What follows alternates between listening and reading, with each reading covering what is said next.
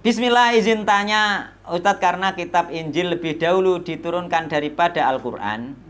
Jadi yang mau saya tanyakan, apakah benar ada yang sama isi kandungan kitab Injil? Ini kasus yang lagi tenar dengan Al-Quran. Karena saya dengar ada seorang Ustadz yang mengatakan kalau isi kandungan kitab Injil dan Al-Quran ada yang sama. Terus kemudian apa maksud ini? Jawabannya ya, untuk di kitab Injil, karena kitab Injil itu pada dasarnya memang kitab samawi ya, maka sebenarnya kitab Injil ini juga wahyu dari Allah Subhanahu wa taala. Namun pada zaman Nabi Muhammad SAW saja kitab Injil ini sudah dirubah ya. Nah, maka ketika isi kitab Injil benar-benar ada yang sama dengan Al-Quran, kita boleh mengimani bahwa itu sama saja. Tapi ya, kita tidak boleh mengimani kitab Injilnya tersebut secara mutlak, karena itu sudah dirubah-rubah sejak zaman Nabi Muhammad SAW. Jika ada kesamaan, ya memang ada, ya. Tapi karena sudah dirubah, ketika kita berpedoman dengan Injil, itu yang kita tidak boleh. Kita harus tetap berpedoman kepada Al-Quran. Ya, Injil sudah gak berlaku, meskipun sama sudah tidak berlaku. Kita mengikuti Al-Quran. Bahkan orang-orang Nasrani mengatakan Nabi Muhammad itu njiplak Injil. Sebenarnya bukan jiplak, karena wahyu dari Allah otomatis ada kesamaan sejak zaman Nabi dahulu. Bahkan sama dengan juga kitab Taurat, ada kesamaan. Dan kita termasuk kisah-kisah Israeliat itu, ketika kita sama dengan Al-Quran, ya kita imani itu firman Allah. Tapi ketika tidak, maka itu sudah dirubah oleh mereka. Jauh seperti itu. Kita diamkan saja, nggak usah ikut-ikutan itu. Karena wis gak berlaku kok. Cara presiden ono zaman Soeharto ki biyen, saiki zaman Jokowi atau zaman Prabowo sik bunggu ya sampean ra berlaku. Apa maksud dunia adalah penjara bagi orang yang beriman dan surga bagi orang kafir?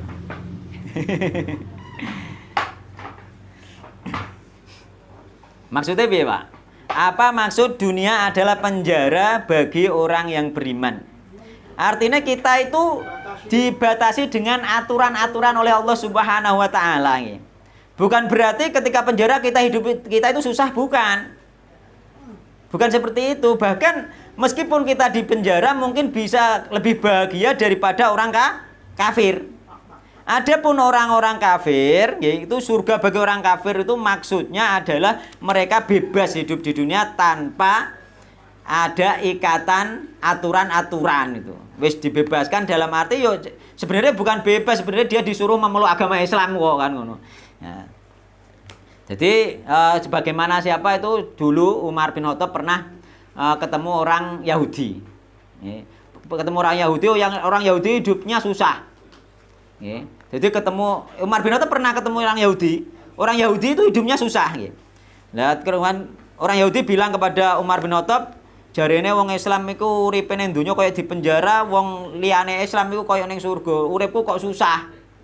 Sampai kan ngono, uripku kok susah. Jarene wong Yahudi, jare Umar lho, uripem ning surga meh susah ngene, meneh somben ning neraka 6 ngono. Nek sing Umar, lah uripku ning donya dianggap apa? Dianggap neraka wae. Ya dianggap neraka wae wis penak, meneh somben ning akhirat. Seperti itu. Maksudnya seperti itu nggih. Iku jawabane Sayyidina Umar. Jadi sampean belum tentu kita susah hidup di dunia itu.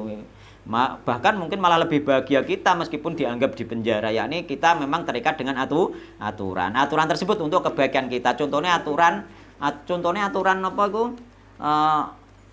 Iku loh. Pergaulan bebas misalnya. Di Islam nggak boleh pergaulan bebas. Ternyata ketika pergaulan bebas, yo akhirnya menyengsarakan diri, ada penyakit AIDS dan lain sebagainya. Sebenarnya lebih bahagia kita gitu. Dan kemudian bila waktu sujud berdoa diawali dengan sholawat Nabi atau langsung berdoa, jazakallahu khairan atas jawabannya. Wallahu taala alam, ini enggak, kula mboten ngerti aturane, pokoknya berdoa saja gitu. Baca sholawat itu sebenarnya juga doa sama. Beda, boleh juga baca sholawat. Sholawat itu juga doa. Karena mungkin pengertiannya karena berdoa itu diawali dengan sholawat ya, mungkin seperti itu. Jadi yang syaratnya macam-macam. Non? Syarat yang tadi sing bagaimana? Sholawat tuh. Sholawat yo intinya yang penting senengane narian. Kan mau nggak ngerti ya gitu. Sholawat itu sebenarnya membacakan apa itu rahmat takdim kepada Nabi Muhammad SAW, sholawat dan salam sebenarnya lengkap iki. Membacakan rahmat takdim kepada, memberi selamat gitu kepada Nabi, mendoakan selamat kepada Nabi dan mendoakan rahmat kepada Nabi Muhammad sallallahu salam dan rahmat kepada Nabi Muhammad sallallahu alaihi wasallam, seperti itu saja nggih. Boleh membaca sholawat, boleh tidak, terserah nggih. Adapun masalah berdoa harus dengan sholawat itu kan karena di dalam sholat sudah ada sholawatnya, yakni ketika tahiyat sudah sholawat itu loh nggih. Jadi tidak apa-apa. Karena dalam satu sholat itu juga sudah dianggap doa dan ada sholawatnya nggih. Bismillah Ustaz, minta pencerahannya, apakah telapak kaki merupakan aurat bagi wanita? Ya. Atau batas aurat wanita itu mana saja nggih. Jadi telapak kaki itu bagian dari aurat wanita nggih. Mulanya oleh Nabi Muhammad SAW ketika pakai pakaian harus sampai kelengsreh menutupi kaki, ketika enggak pakai kaos kaki nggih. Ketika pakai kaki enggak pakai kelengsreh enggak apa-apa, yang penting enggak terlihat. Kaki termasuk aurat nggih. Namun di pemahaman fikih Imam Abu Hanifah, bagi orang-orang yang bekerja di sawah, sudah saya sampaikan bolak-balik itu, maka itu termasuk sesuatu yang diberi keringanan, yakni dimakfu, di rukhsah. Karena apa? Karena nanti ketika pakai kaos kaki di sawah maka malah mendapatkan mandorot, hanya itu. Pakai sepatu karet. Wallahu taala nek iso ngono ya gak apa-apa, terserah. Itu keringanan. Itu keringanan dari para ulama karena kita tidak boleh memberatkan nggih. Terus kemudian nggih, ya batas aurat wanita nggih. Aurat wanita yang boleh terlihat hanya muka dan telapak tangan. Telapak tangan ini watese ini, pergelangan baik telapaknya maupun punggung.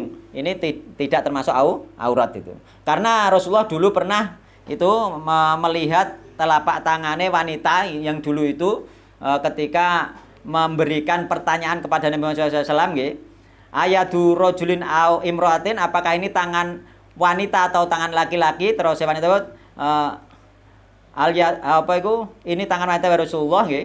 Laukanat imroatan, terus Nabi nek kowe wedok nggih, lagu yarti adfaroki bil hina. Kenapa tanganmu tidak diwarnai dengan hina? Yakni gak dipacari kukune. Jadi Nabi pernah melihat kuku-kuku para wanita pada saat itu.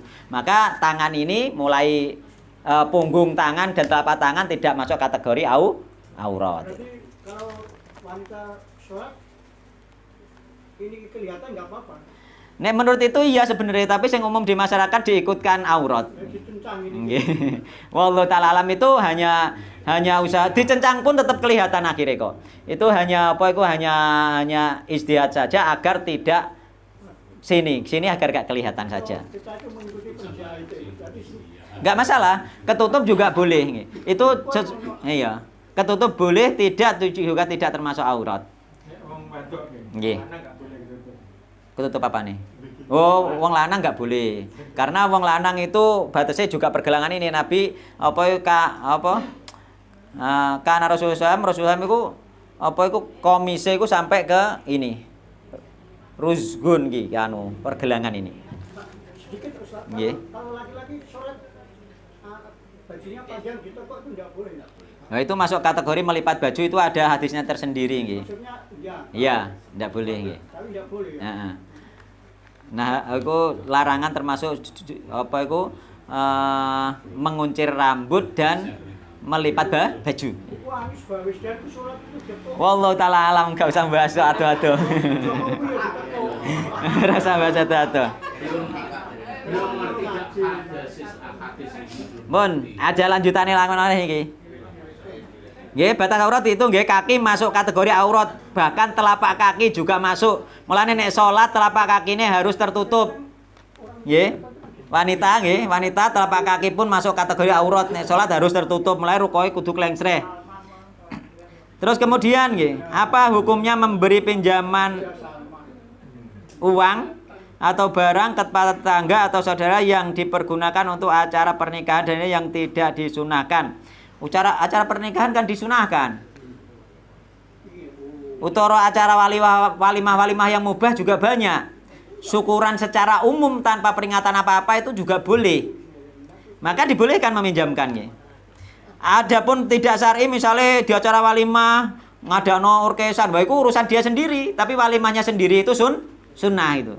Maka untuk nanti keharaman urusan mereka sendiri, untuk meminjamkan urusan sendiri itu boleh aja dipinjam. Kalau kita tahu artinya ya dipinjam bagi yang peminjam itu mempunyai hajatan untuk 7 hari, 1000 hari seperti itu. Apakah kita tahu loh ya? Iya. Apakah kita juga memperbolehkan untuk dipinjam, Ustaz? Ya itu jawabannya juga repot itu. anu ya.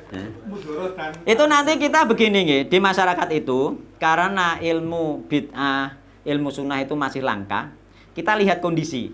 Artinya bagaimana? Jika nggih, kita ingin berdakwah, otomatis pertama orang itu tidak benci kita dulu. Nggih mboten? Kok ternyata tetangga kita itu belum paham betul, ketika kita tahu kita punya barang dipinjam tidak boleh, dia benci dengan kita dan akhirnya tidak mau mendengar perkataan kita ataupun tidak menganggap bahwa ajaran kita itu bahkan dianggap sesat misalkan, maka dipinjami dalam rangka apa itu tolak bala, dalam rangka apa itu menghindari madorot yang lebih besar, dibolehkan. Siapa tahu nanti dia akhirnya akrab dengan kita dan kita bisa mendakwai. Tujuannya seperti itu, harus ada tujuan loh nggih. Tujuannya seperti itu agar bisa mendakwai sehingga meskipun berbeda dia tahu awak dia gak melakukan tapi dipinjami gelem akhirnya saya tetap akrab, masih bisa bercakap-cakap, nanti suatu saat masih bisa mempengaruhi jika tujuannya itu menghindari madorot yang lebih besar sehingga dakwah sampai, maka masih dibolehkan. Insya Allah seperti itu pemahamannya. Loh, maka itu nanti dijelaskan. Katanya Pak Eko rampung. Nah itu nanti Saya langsung tak tolak, Ustaz. Tapi kita aja omongan. kalau ditolak juga monggo kan ngoten. Itu masuk kategori apa fikih di dalam bermuamalah. Tinggal tujuan kita. Ketika kita tolak dengan tegas juga bagus, nanti orang masing-masing. Nanti orang masing-masing ini kula mboten gadah dadi mboten nate dipinjami. Aman. Iya kan tergantung keadaan. Cobalah misalkan dulure sampean dhewe. Wis gething ambek awak dhewe, nggih to? Bertetangga iki. Wis gething perkara beda wis gething. Lho dadak roh awak dhewe duwe piring, dhek ndek acara nyilek. Kok gelem takok itu? Tambah tak tolak. Tambah ditolak, kok seandainya tambah marah. Wallahu ta'ala alam itu hanya ijtihad nih. Untuk memberi itu ijtihad, menolak itu sebenarnya sudah benar karena ta'awanu 'alal birri wat taqwa wala ta'awanu 'alal itsmi wal udwan. Dalil asalnya seperti itu. Tapi memberikan sesuai keadaan itu juga dibolehkan sesuai ijtihad, tapi harus ada niatan. Niatan mendakwai wallahu ta'ala alam. Tapi nek sing sampean tolak iku wis masuk kategori ayat langsung. Ya ta'awanu 'alal birri wat taqwa wala ta'awanu 'alal itsmi wal udwan. Dan masing-masing karakter orang mungkin berbeda. Allah ta'ala alam. Bahkan ana ustaz tuh ngene. Dene ku diundang walimah ning gone dulure dhewe. Dene teko ternyata ada musik. Dibel langsung. Iki nek musik gak apa-pateni aku ora sida aku pe balik. Itu ada memang yang seperti itu. Ya terserah.